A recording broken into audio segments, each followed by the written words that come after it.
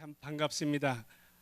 여러분이 기도해 주시고 또 후원해 주시고 그래서 베트남에서 적게나마 하나님의 뜻을 따라 사역을 하다가 이번에 저희들이 잠시 나오게 됐습니다. 오늘은 말씀 증거라기보다는 베트남에 대해서 제가 좀 소개를 해드리고 또 제가 베트남에 가게 됐던 동기와 그런 과정들, 또 베트남에서 역사하셨던 하나님의 그 역사들을 그 은혜를 함께 나누고자 합니다. 여러분들은 베트남 하면 어떤 생각이 드세요? 딱 떠오르는 이미지가 쌀국수입니까? 여러분 쌀국수 좋아하시죠? 베트남 전쟁이 생각나십니까? 또 베트남에 많은 신부들이 한국에 와 있죠. 또 하롱베이에 가보신 분들도 있을 겁니다. 그런 아름다운 경치도 생각날 겁니다. 저는 베트남에서 한 8년을 지나면서 많은 것을 느꼈지만 특별히 베트남 하면 베트남 사람들은 참 한국 사람들을 좋아하는구나, 그것을 느꼈어요. 왜 그럴까 이렇게 생각해 봤어요. 그랬더니 베트남 사람들도 우리와 같이 비슷한 점이 있어요. 문화가 비슷하고 모든 게 비슷하지만 정이라는 게 있어요. 정. 여러분 정 아시죠? 정감이라는 게 있어요. 그래서 그분들하고 이 처음에 가서 언어가 안 통하는데 만나서 뭐 얘기를 하고 이러다 보면 그냥 눈으로만 바라봐도 마음이 통해요. 그런 것들을 이렇게 오랜 기간 느끼면서 이분들이 우리랑 굉장히 비슷한 그런 감성을 가지고 있구나, 그러한 생각을 해봤습니다. 그래서 우리가 사는 동네가 한국 사람들이 별로 안 사는 변두리 로컬 지역에 삽니다. 그래서 우리가 아침마다 운동을 하기 위해서 이렇게 동네를 다니면 동네 사람들이 다 손을 들어주고 인사를 하고 신짜오 다 이렇게 인사를 해줘요. 그리고 또 뭐 10살, 11살 이렇게 되는 저기 꼬마 아이들이 저희들을 쫓아다니면서 오빠! 그렇게 불러요. 텔레비에서 그걸 봤기 때문에 제가 이래봐도 오빠입니다. 그래서 그 참 어린애들부터 어른까지, 어린애들은 뭐 길에 가면 헬로 이래요. 미국 사람들을 만나는 것처럼. 그것이 호감을 갖는다는 거죠. 그래서 그런지 우리 한국 TV 드라마도 참 인기가 좋습니다. 그래서 베트남에 뭐 채널이 한 20몇 개가 되는데 한 3분의 1은 한국 드라마를 틀고 있어요. 어느 집에나. 그것이 이 감성이 우리와 같기 때문에 저들의 갈급한 그런 감성을 채워주는 것 같아요. 또 한국의 남성들이 베트남 그 신부들을 이렇게 선호하는 것도 이런 감성이 비슷하기 때문에 그럴 것 같습니다. 현재 한국에 시집 온 베트남 신부가 통계적으로 한 5만 명 가까이 된다 그러죠. 그래서 사돈의 나라라고, 베트남하고 우리하고 사돈 나라라고 이렇게 얘기를 합니다. 또 비슷한 점이 있다면 그들이 효 사상이 있는 거예요. 그들이 중국에 한 1000년을 지배를 받고 그래서 유교적인 그런 사상이 많습니다. 그래서 지금은 전부 다 이제 핵가족 그런 시대지만 베트남은 안 그래요. 부모님이 중심이 돼서 결혼한 가정들도 같이 사는 경우가 많아요. 이렇게 그 열대지방이기 때문에 집을 이렇게 높이 지어요. 그러면 1층, 2층, 3층, 4층 이렇게 지어서 뭐 시집간 형제 자매들이 뭐 4가정, 5가정이 같이 살아요. 그것이 효 사상도 있고 또 전쟁을 통해서 가족이 얼마나 소중한 것을 저들이 몸으로 체험했기 때문에요. 전쟁을 통해서 가족이 뿔뿔이 흩어지고 죽었던 그러한 체험들 때문에 가족을 소중히 여기고 또 어른들을 공경하는 그러한 효사상이 많습니다. 저희가 가끔 버스를 타고 시내를 나갈 때도 젊은 사람들이 두세 사람이 막 일어나요. 저희가 오래전에 우리 요새도 한국에서 그러죠. 네. 그러한 모습들이 정말 옛날에 저희들의 그때의 한국의 모습을 생각나게 합니다. 또 경제적으로 보면요, 우리 베트남과 우리나라는 밀접한 관계가 있습니다. 베트남은 지금 자꾸 성장하는 나라이기 때문에 세계 각국에서 투자를 해요. 그래서 작년에 전부 다 총 투자액이 유치액이 202억 불이었는데 우리나라에서 73억 불을 투자를 했어요. 그래서 38% 정도로 투자 1위국이 됐어요.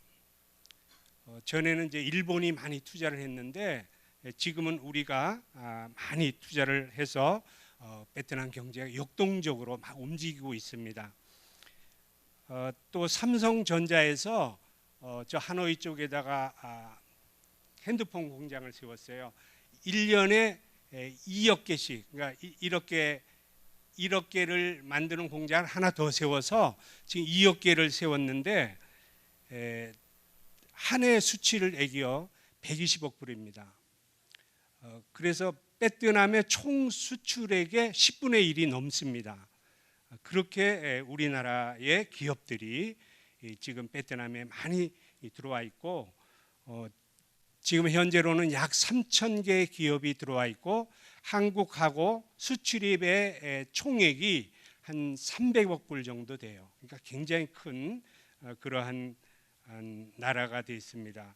그리고 작년 10월 달에 한국과 베트남의 FTA가 협의가 돼서 이제 곧 조만간에 발효될 예정입니다. 그리고 호치민 도시의 중앙에 현대건설에서 68층짜리 건물을 지었어요. 배 모양으로 이렇게 지었는데 지금은 호치민에 오시면 가장 유명한 가장 높은 그런 건물들로 되어 있습니다. 이렇게 경제적으로 또 문화적으로 모든 것이 밀접하고 우리와 가장 관계가 좋은 그런 베트남입니다. 그런데 그 이면에 기독교를 탄압하는 것은 계속되고 있습니다. 베트남에 기독교가 들어온 것은 1911년에 스웨덴 선교사가 복음을 가지고 전했어요. 그러니까 벌써 한 105년이 됐습니다.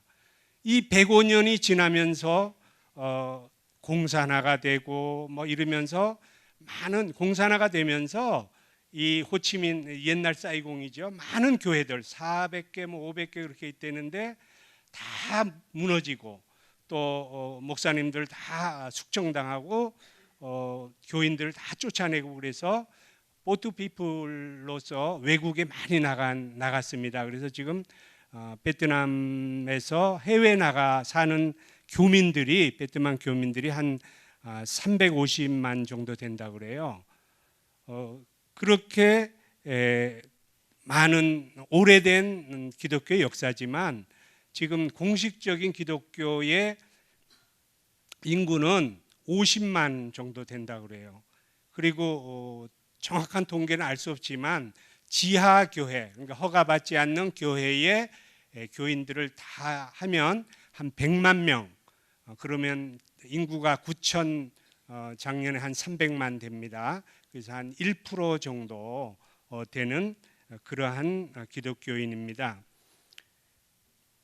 그래서 그런데 이제 금년에 비자법을 한 몇 년 만에 바꿨어요. 그래서 이제 선교하기가 더 어려워진 그런 환경이 됐습니다.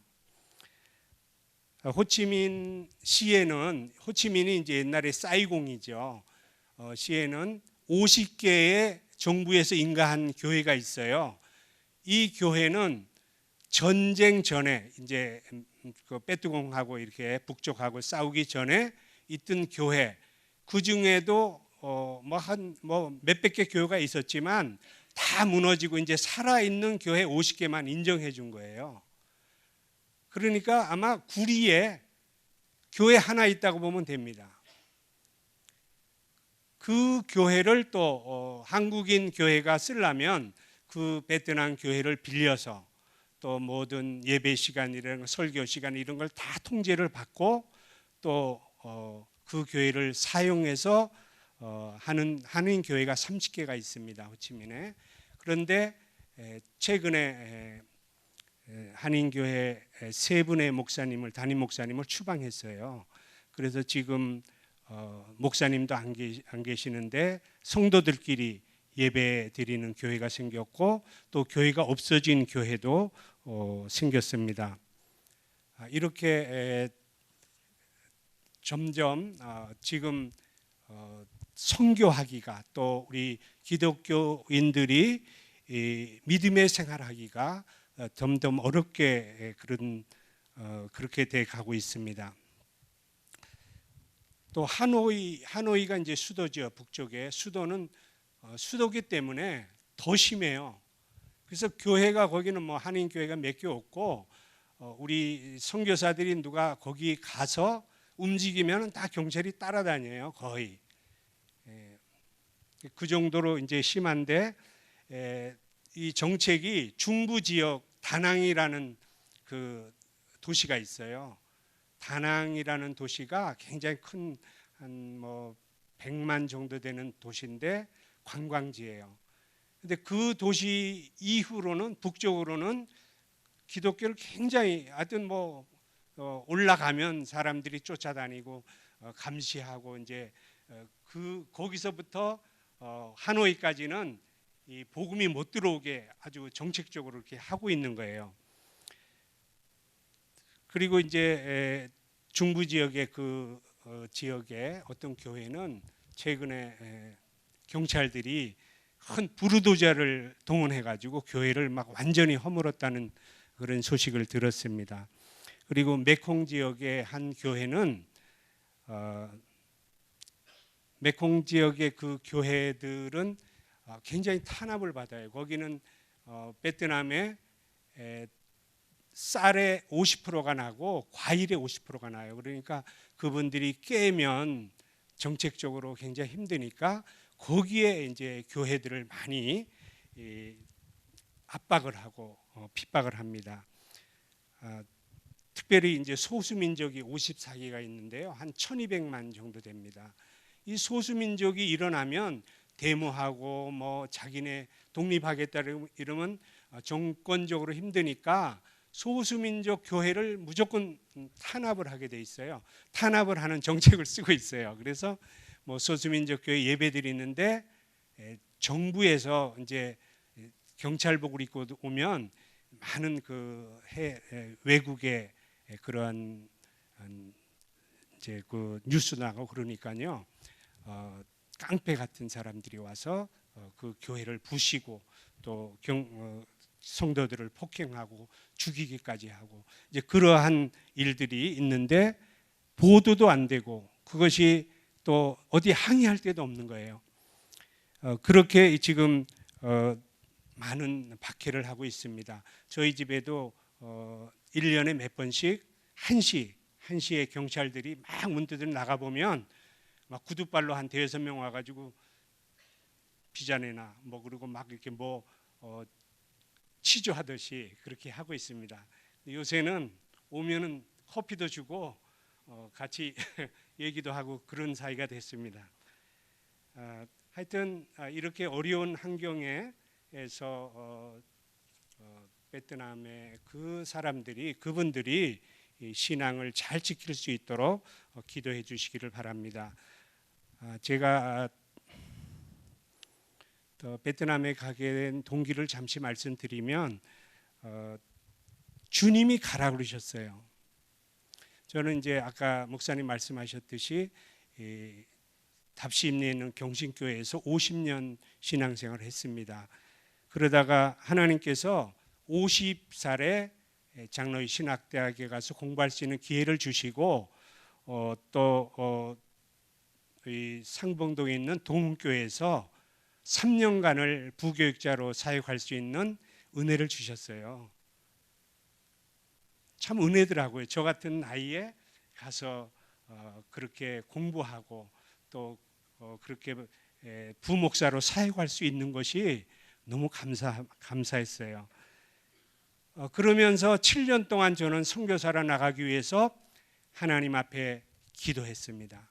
하나님, 저 이 늦은 나이에 하나님께서 저를 부르시고 선교사라고 이제 뽑아 주셨는데 어느 나라로 나가면 됩니까? 끊임없이 기도했죠. 그래서 사역하면서도 필리핀도 가보고 중국도 가보고 태국도 가봤고 그러나 아무 감동이 없었어요. 그리고 베트남은 아예 제외시켰어요. 왜냐하면 저희 형님이 베트남에서 15년 동안 사업을 하고 계셨어요. 그래서 우리가 베트남으로 선교사를 가면 우리 형님을 의지할 거 아니에요.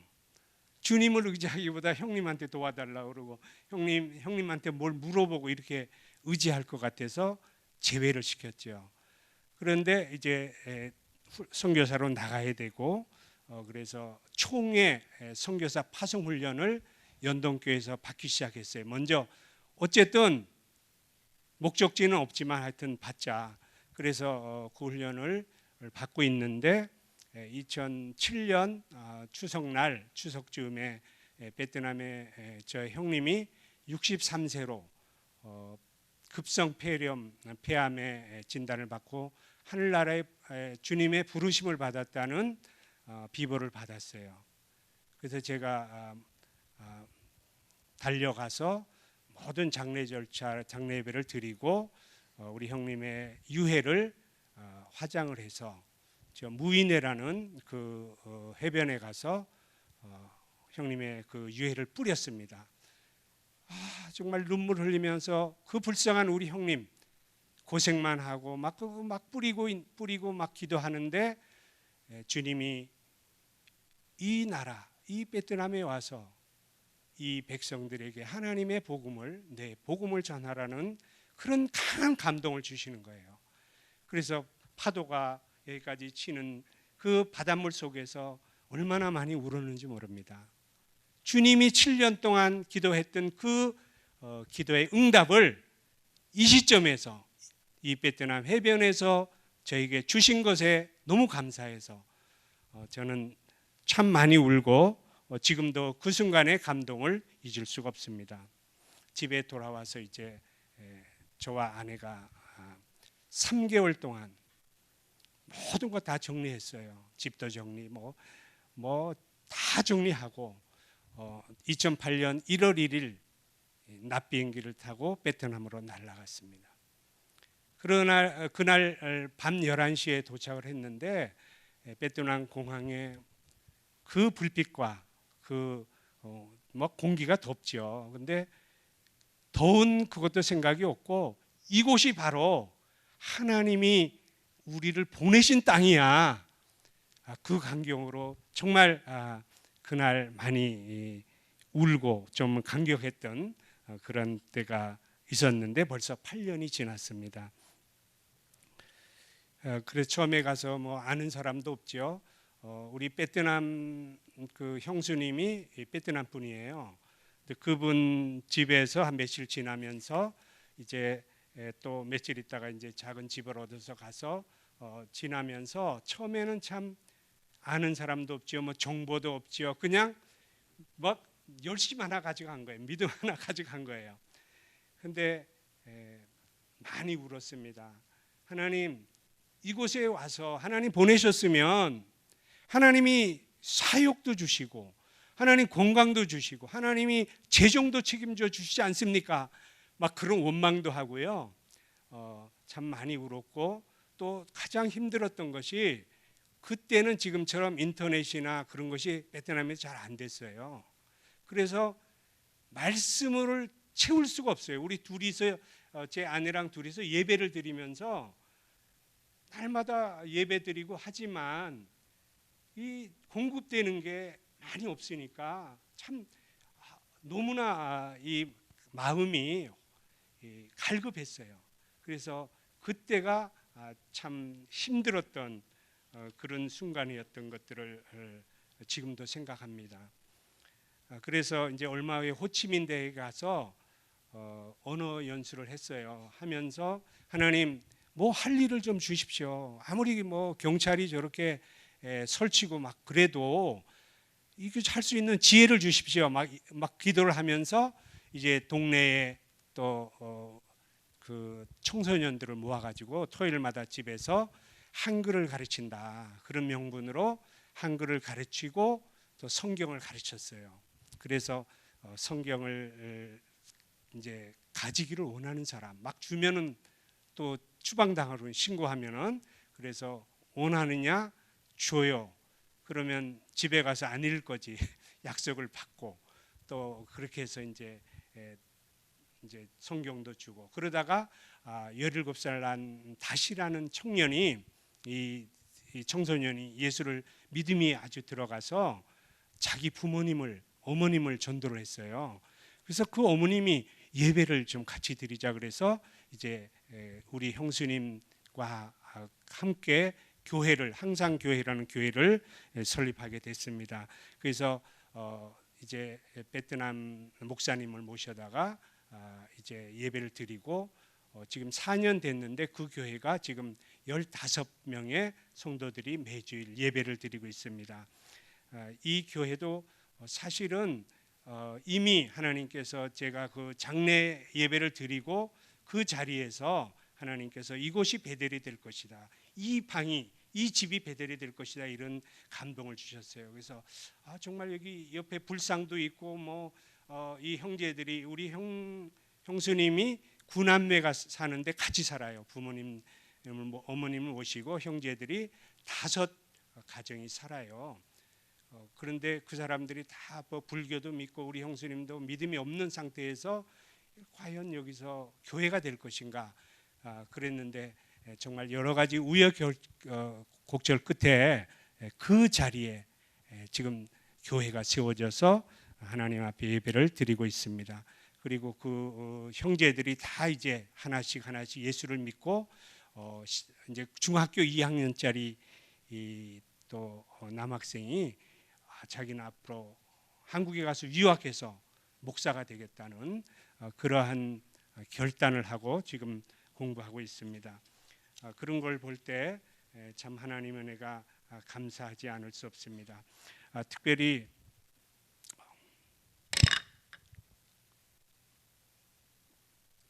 시간이 많이 갔네요. 자, 빨리 하겠습니다.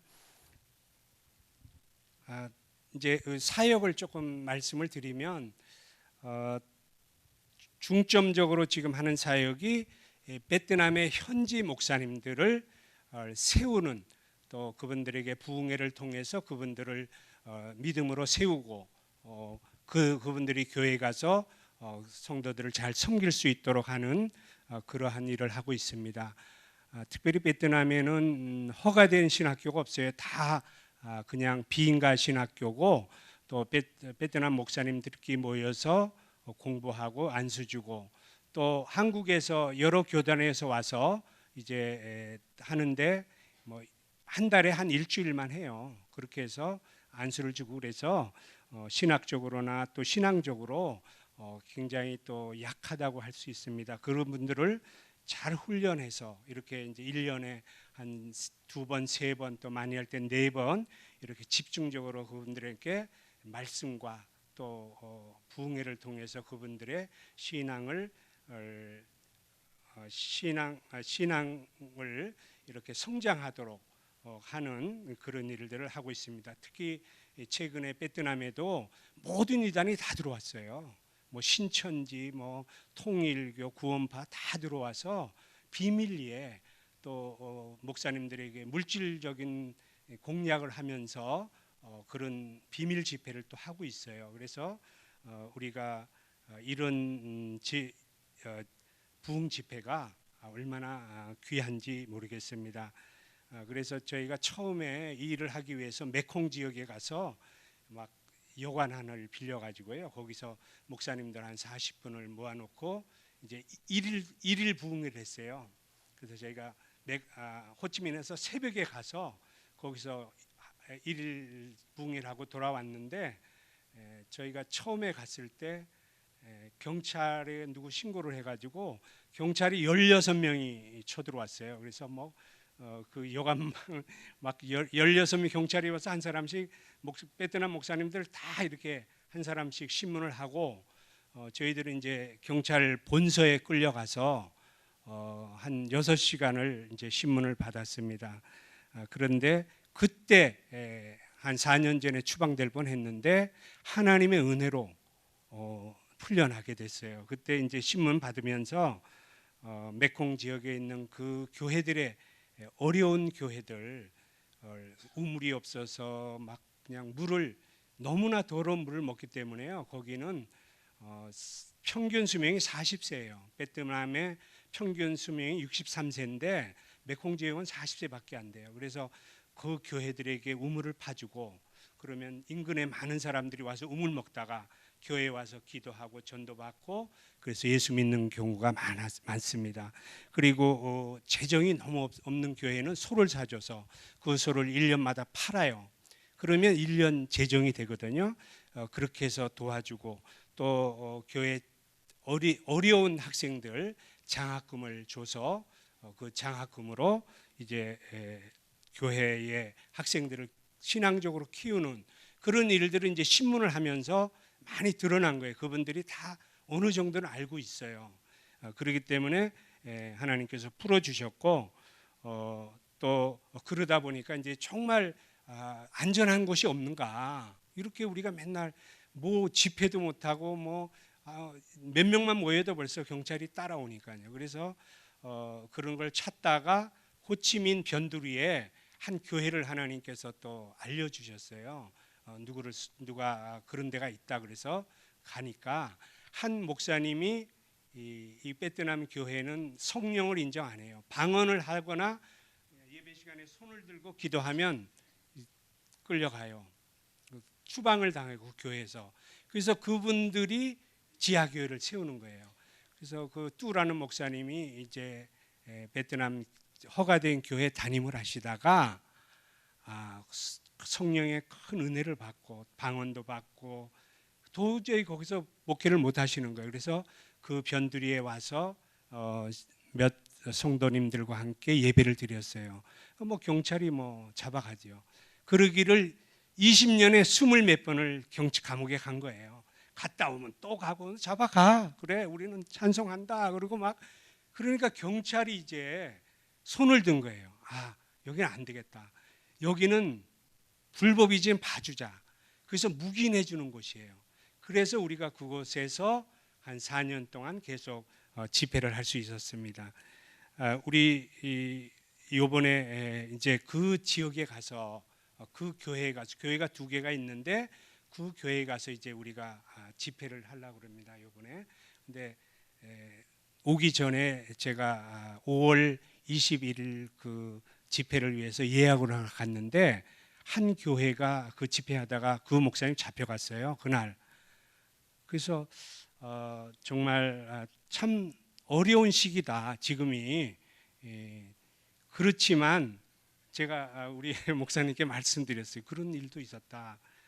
그러나 목사님께서 그래도 가야 되지 않겠느냐 그런 말씀을 하셨어요. 정말 이런 어려운 가운데지만 우리는 주님의 복음을 전해야 되지 않겠습니까? 좀 시간이 많이 가서 제가 좀 결론적으로 말씀을 드리겠습니다. 정말 주님께서는 우리에게 우리 한 사람 한 세계 너희는 온 천하에 다니며 만민에게 복음을 전하라 그렇게 명령하셨습니다. 우리 모두가 해외로 나가고 또 온 천하로 다닐 수가 없죠. 그러나 여러분들이 이 자리에서 기도하시면서 또 선교비로 후원하시면서 중보하실 때 그것이 그곳에서 하나님의 복음의 씨앗이 되어서 많은 결실을 맺게 될 줄 믿습니다. 우리를 위해서 특별히 또 해외 선교사들 위해서 기도해 주시고 또 후원해 주시는 이거 하나하나가 다 하나님의 명령에 순종하는 여러분이 될 줄 믿습니다.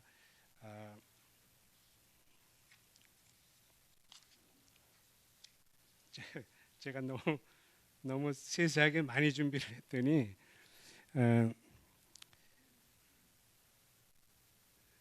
정말 이번 목양교회에 간절한 중보기도를 부탁드립니다. 제가 베트남에 가기 전에 이제 어떤 선교사님, 아프리카 선교사님의 간증책을 읽은 적이 있어요. 근데 그 선교사님이 아프리카 오지에 가서 오래전에 선교를 하다가 한 달에 한 번씩 이제 생활비를 타러 은행에 가서 돈을 찾아가지고 하는데요.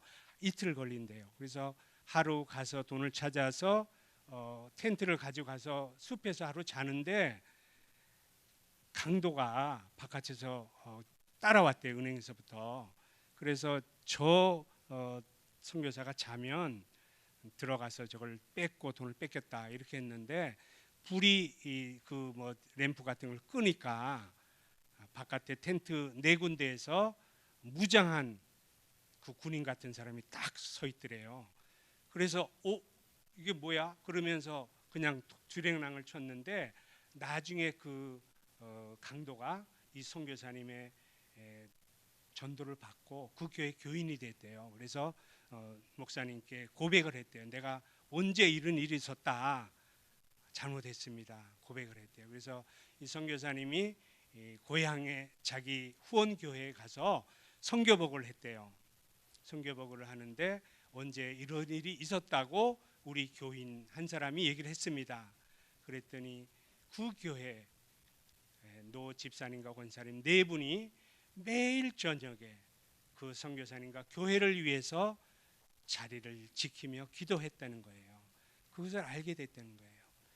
여러분, 여러분의 중보기도가 절대 필요합니다. 우리는 베트남에 살면서 해외 살면서 정말 이 기도해 주시는 것을 이렇게 느끼면서 살고 있는 것 같아요. 그 기도가 없이는 우리는 한순간도 살 수 없다. 그런 마음으로 살고 있습니다. 이번 5월 21일부터 2박 3일 동안 우리 공 목사님을 강사로 모시고 베트남의 5개 지역에 50개 교회 담임 목사님만 이번에 초청을 했어요. 그래서 목회자 부흥 집회를 이제 가지고를 합니다. 이번 집회는 참 중요합니다. 그동안 뭐 많이 여러 번 했지만 참석하고 싶은 분은 다 참석시켰어요. 그리고 강사도 여러 목사님이 같이 했어요. 그래서 어떤 주제가 아니라 목사님마다 교파마다 좀 다르게 이렇게 하고 저희도 이렇게 설교를 하고 있는데 이제는 공 목사님께서 2박 3일 동안 주제를 가지고 또 앞으로도 계속 그 50명의 담임 목사님들을 훈련시키면요 그들에게 복음의 씨앗을 복음의 그 참 복음 참 진리의 복음을 전하고 그들을 양육할 때 베트남에 여러분 그 50명 목사님 중에는 뭐 지하 교회지만 뭐 200명 되는 교회도 있고요. 뭐 한 10명 되는 교회도 있고 100명 되는 교회 있고 50명 되는 거 다 있어요. 그분들을 우리가 양육하고 그럴 때 이제 베트남에 정말 하나님 나라가 확산될 줄로 믿습니다. 정말 이번에 집회에 성도님들이 많이 참석하셔서 이제 중보 기도해 주시고 혹시 이번 시간이 없어서 못 오시는 성도님들은 꼭 중보 기도를 부탁합니다. 그때 경찰이 이번 집회를 방해하지 못하게 안전하게 지켜달라고 기도해 주시고 또 우리 공 목사님께서 말씀 전하실 때 진리의 말씀을 전하셔서 잘 증거하셔서 저들이 다 은혜 받고 변화되는 그런 놀라운 역사가 이번 기회에 꼭 있게 되기를 기도해 주시기를 바랍니다.